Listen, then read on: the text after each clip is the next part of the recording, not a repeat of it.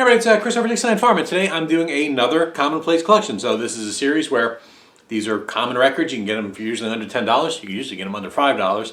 And because of their popularity, they're not often talked about in the vinyl community because everyone just assumes that everyone knows about this band, and probably everyone does know about this band, but probably doesn't like this band or doesn't listen to this band despite being huge sellers. And that is the band Yes. Of course, you know that from the title. And right away, the best Yes album is Chris Squire's Fish Out of Water, which is not an ES album. This is a solo album. This album is fantastic. Don't sleep on it. I got it for $3. It's got some symphonic work in it. This is such a good record. Such a good record. Please, for the love of all that's holy, at least listen to it. Fish Out of Water by Chris Squire. And Yes is like the cornerstone of prog music. So my rules for prog music: it's got to have two of the three things. It's got to have unusual time signatures. Check. It's got to be classically influenced, or at least folk, like ancient folk music influenced. Semi-check. And then also it's got to talk about wizards and fairies and nonsense, or stuff of the mind, astral projection, that kind of thing. Check. So 2.5 out of 3. Check. First exposure to Yes was in the 80s as a kid, classic rock radio, and also one of the neighbors always wore a Yes t-shirt. He was an older kid. We would have called him a dirtbag back then because he probably smoked pot.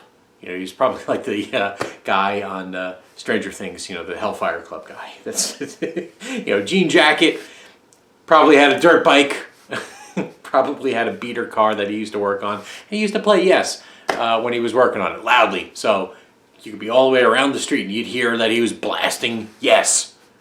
So, in my mind, it's a pot band. Went to college, and one of the kids in my dorm room, rich kid, loved Yes. That's all he would play. And I'm like, Yes? You really like the band Yes? Love them. And he loved the band Yes. And Yes, to anybody growing up in my age bracket, was a long distance runaround. I've seen all good people. Owner of a Lonely Heart, and maybe Yours is no Disgrace, but not usually. That didn't get played nearly as much as the other three songs, and that's it. That's all you knew of Yes. I may bought a greatest hits. Their first two albums are a little bit more kind of like Baroque pop, a little more of the time of the late '60s,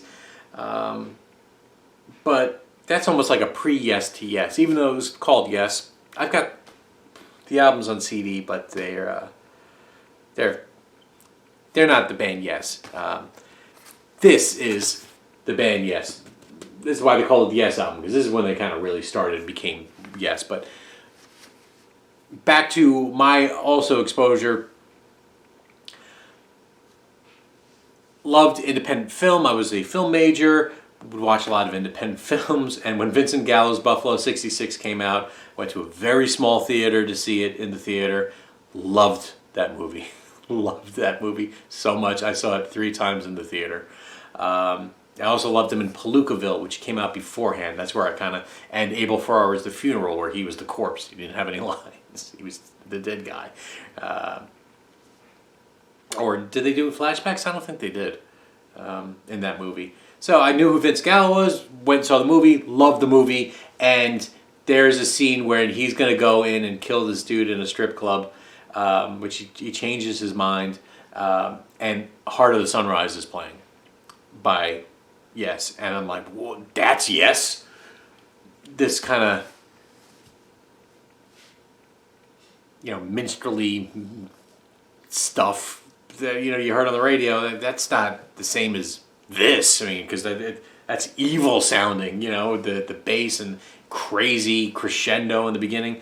So that's when I really listened to the greatest hits. I'm like, oh, okay, I get this band. And then I started picking up the stuff, garage sales and used. And so this is where Yes starts. And they have like a very short classic period. You don't need much of Yes. And this is one of the 3 albums that you'd probably get. And right now, this is my favorite Yes album.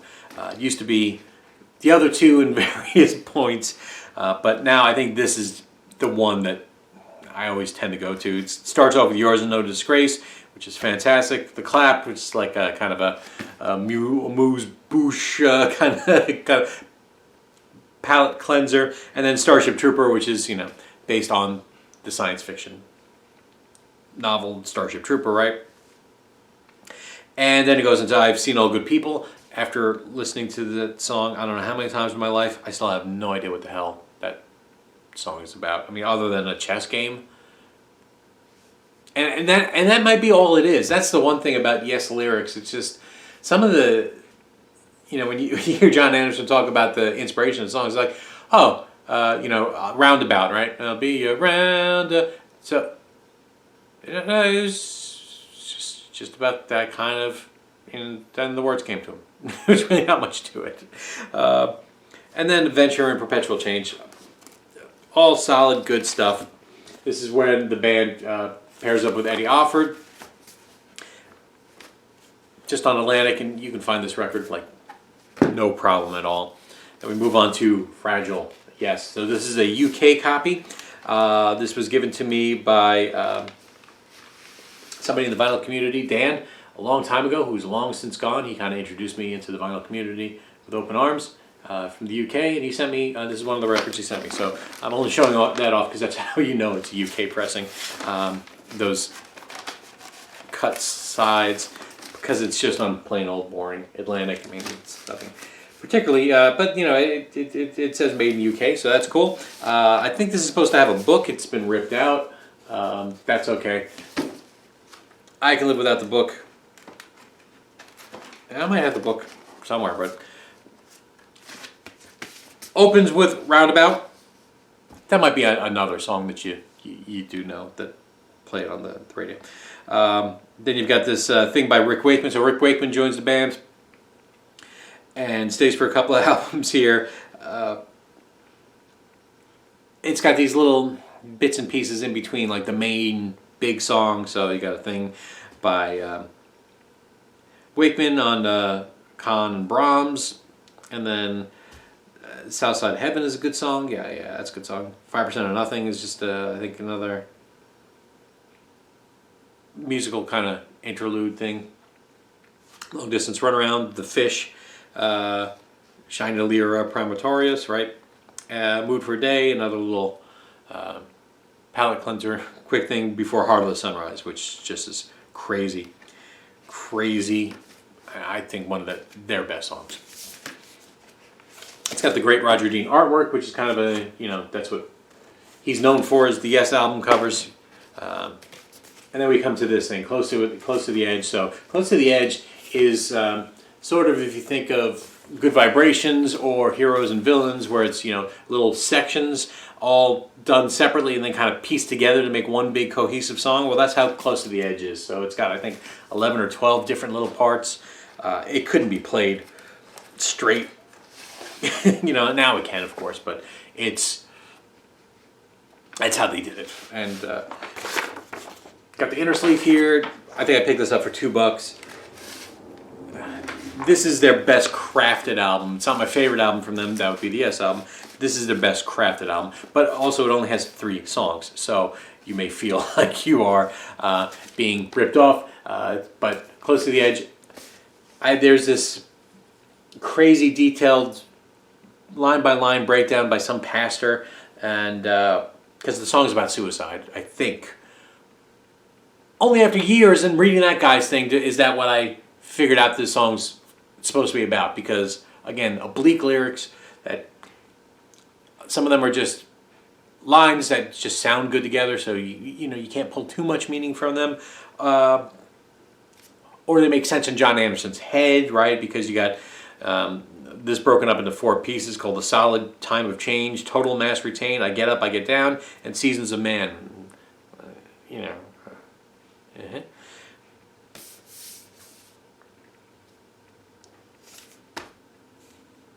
Yeah. Close to the Edge. Bye, yes. Then they came out. This would have been like just like "Welcome Back, My Friends" to the Show That Never Ends by ELP would have been like a greatest hits if it sounded good. Is Yes Songs here? So Yes Songs is a fantastic live album showing the power of the band, and it has got this, oh crap's sake, great artwork, but trying to pull records out of the middle piece is tough. And this, how's it go back? Does it fold easy? Yeah, it's sort of easy. No, it folds weird. Okay, great. I should probably put this back in. And, oh, we have custom inner sleeves. I guess I never noticed that. Yes. I don't know how many times I found this in dollar bins over the years. It's a great live album. Great performances. But it sounds like it's recorded in the audience, echoey. But is that popping out there? Maybe not because of the shade there.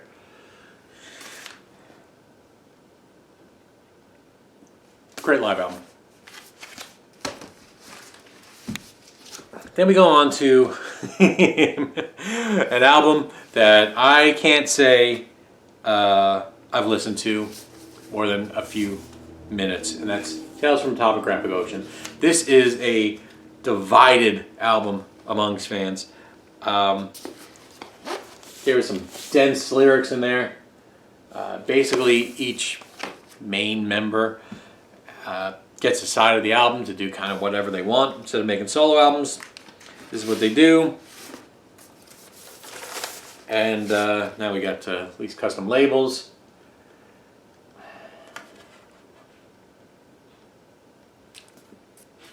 I can't listen to it. And I think one day I'm going to be able to, which is another reason why I'm hanging on to it. I think James Griffith says he likes it. He's been listening to it, the last couple of years. I can't figure it out. I can't get into it. It is just too massive of a record to get into and figure it out. So, swing and a miss, and then so did Wakeman. He bailed the band. He's like, yeah, I'm not doing this anymore. So the band wants to get into a little tighter, make stuff, but still, I mean, you got 3 songs on this one, so going tighter is going back to Close to the Edge. We got Relayer by Yes, and this is I got it for $5, and this is a promo copy. And I don't remember loving this album that much, and it may be just because I think I got what Yes is with the other 3, and I married those records. I don't need to go on the journey with Yes much longer. So your mileage may vary. You may love everything they do, and you may say, yeah, I'm going to keep with it. I also think that this album will win me over one day, but it hasn't so far.